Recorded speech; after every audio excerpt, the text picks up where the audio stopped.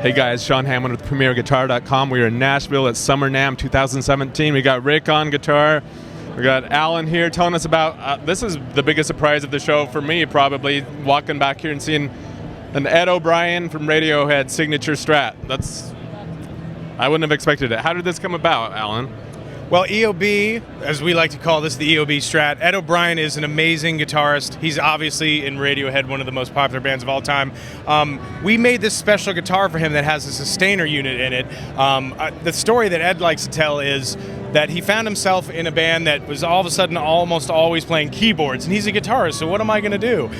So he went on a quest, and he found that using the sustainer unit allowed him to have another creative outlet for the music. And so he's the guy playing all the kind of sonic landscape, ethereal, kind of beautiful legato lines, and it's using this Strat with the sustainer system built in. This is a really cool guitar that has an on-off switch, allows you to switch the unit in or out, and Rick will play it as a regular Strat in just a second. But when the unit's on, this sustainer pickup that Fernandez makes allows you to get controlled feedback.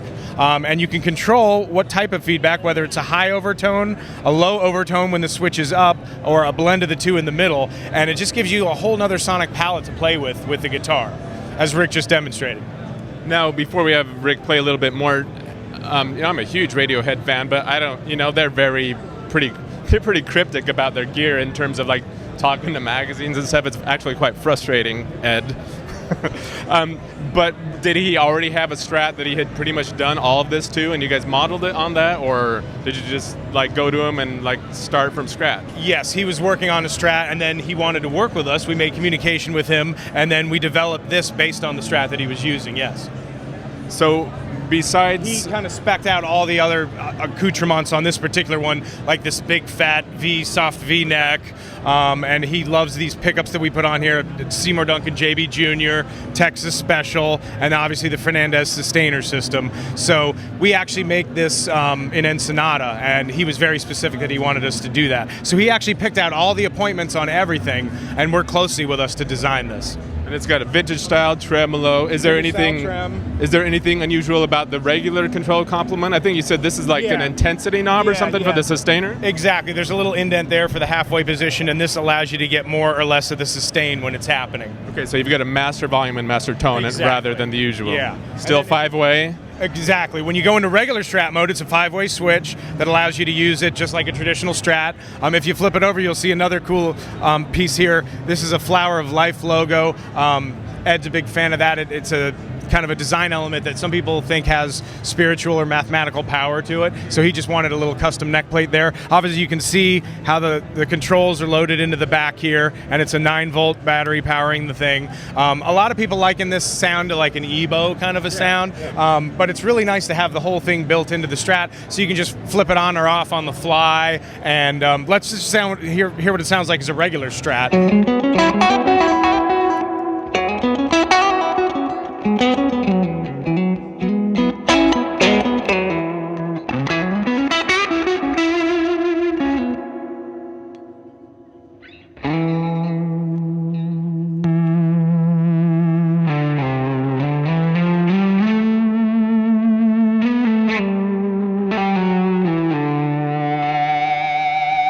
So this brings in the sort of feedback-ish type sound. Yeah. It's kind of like a perfect tool for modern music because over the years, guitar has kind of taken a support role instead of the lead role these days. And so again, it's a way to push the boundaries of creativity on the instrument. Cool. And again, this is not a limited edition, right? Correct. It's a permanent part of the line now. What's the price point on it? This is going to be $10.99 in a store. Sweet. Now, you have 3 other signature guitars you guys unveiled here too, right? We actually had the theme of the show was kind of artist models and new colors that we're showing. So yeah, we have a few other artist models here that I'd like to show you. All right, next up is the new Brad Paisley Tele, right? That's right. Again, Brad Paisley, another amazing artist, Grammy Award winning. He's one of the best guitarists on the planet. We patterned this after his 66 Tele. It's got a sparkle finish. It's also road worn, so it's satin lacquer. It's hard to do a sparkle finish and road worn it at the same time. Our paint department did an amazing job getting that right. Some other cool features are the wood. You'll notice if you get a chance, this is super light. It's got a spruce top and back with a Polonius center. It's probably about 7 pounds. and they're all going to be super light like that. Some of the other elements here are the Paisley guard, brass intonatable saddles, and a really cool set of pickups. This is a 64 American vintage Tele that we custom wound for him, so it was hotter, to match the hotter twisted Tele neck pickup. It's got a really fat soft V-shaped neck, vintage hardware with intonatable brass saddles, and again, it's just a really cool aesthetic with the sparkle road worn. But this thing is light. Also kind of got like checked finish too, right? Yeah, Besides the sparkle. Exactly, it's really patterned after his own Tele, and the lightness of it combined with how good the pickups sound make it just an incredibly fun Tele to play. A cool nod to Brad Paisley there with his cowboy hat Paisley logo there. He chose not to have his signature, but the decal instead. Oh, cool. Can we have Rick show us a couple different licks on it, different pickup positions?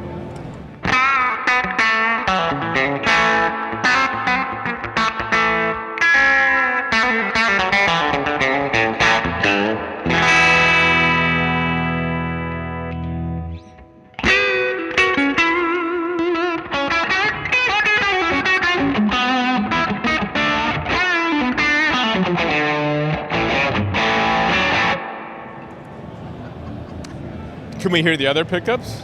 The other pickup? We'll do the in between here.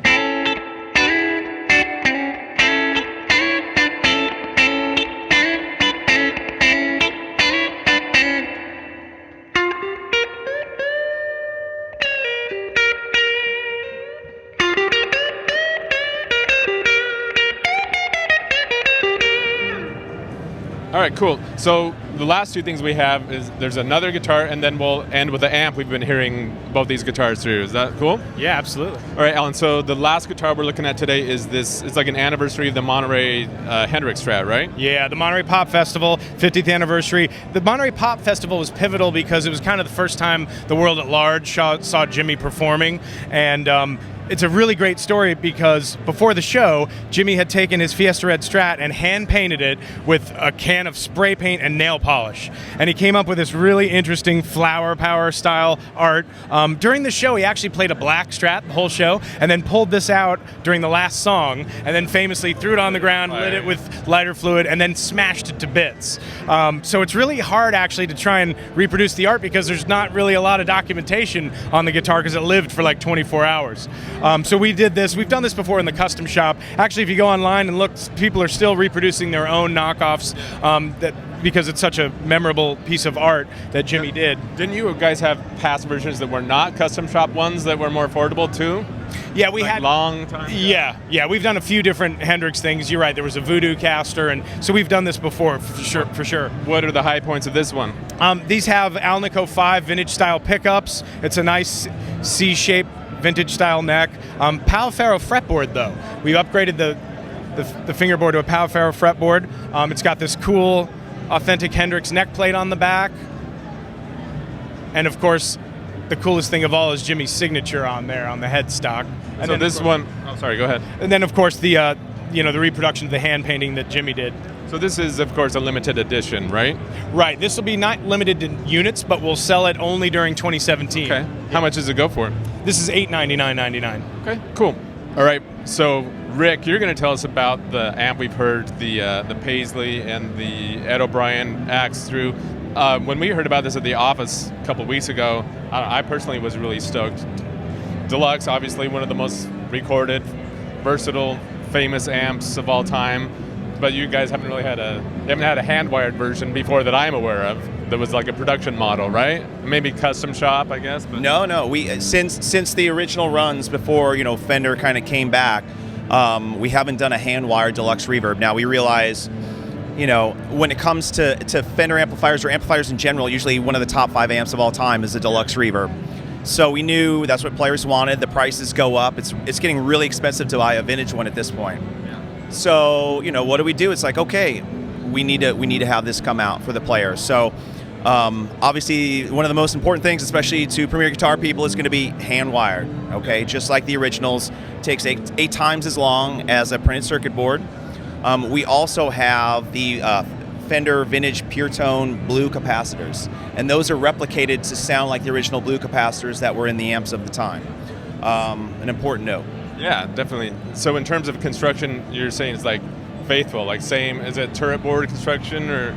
Exactly. Yeah. When I say that, it's like there are certain things, obviously, with technology today or with electronics, you have to be far more careful. Probably have a 3-prong cord, right? Definitely. Well, you don't want to electrocute yourself at this point. You know, it's a good thing.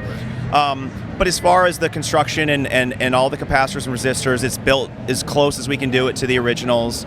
But the other things that make that sound like really unique or the little like secret sauce in there is we actually looked at the power of the amplifiers, and when we did the reissues, it was at about 22 watts. But that's a little bit more stout than an original Deluxe Reverb is.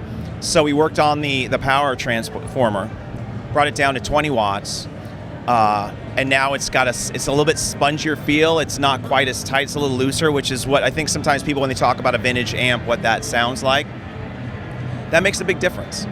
But the custom part of this is we wanted to add a couple of features that we know have been really appropriate and successful, like in the 68 custom line.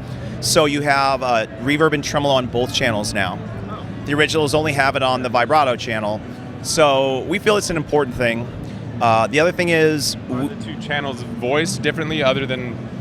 are they voiced differently? Or? Yes and no. It's not like the 68 in that we changed the tone stack, but the bright channel has the bright cap on the pot like the original one does, and that definitely it changes the tone of the amplifier to be a little bit brighter, a little bit snappier.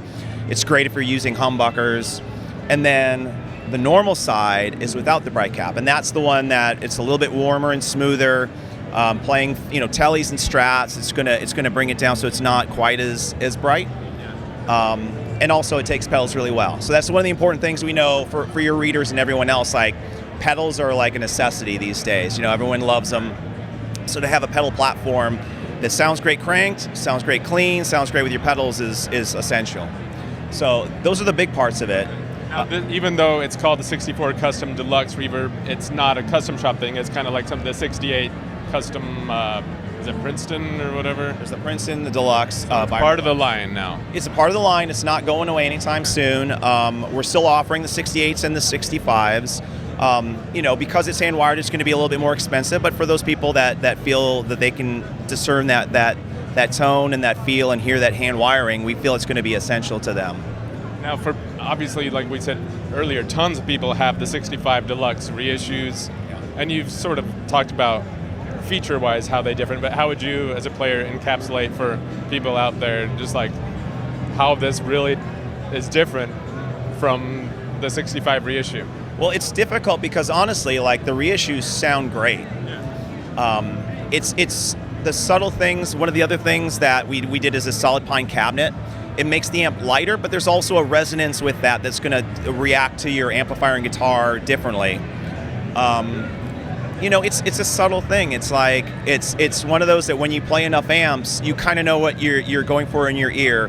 It's going to be really hard for this to translate over YouTube to someone, the nuance. So it's like, of course you should go in and try it in person. But I mean, I can tell you this, every time that we've played it with people or had people try it, they're just like knocked out. It's just, maybe the tweaks are subtle, but overall that sound, it makes you want to play for hours as opposed to, so it's just one of those things that you'll have to try it out and feel that for yourself. Like you said, the reissues sound great, but when I was listening to you and someone else play, the other one over there is just like super articulate and pristine, and yeah, it's different. I can hear the difference. But why don't we have you tell us the price on it, and then maybe play us out with the Monterey Strat? Sure, I'll let you know too, because I'm sure people are going to ask. It's got a Jensen C12Q speaker. So ceramic, right? It's ceramic, yeah. We didn't want to go out on the coat because the originals didn't have that. We felt that this was as appropriate to this model as possible. We realize chances are if someone's got their favorite speaker, they might think about changing it, but I'd say before you do that, try the speaker. It sounds great. I like ceramic better.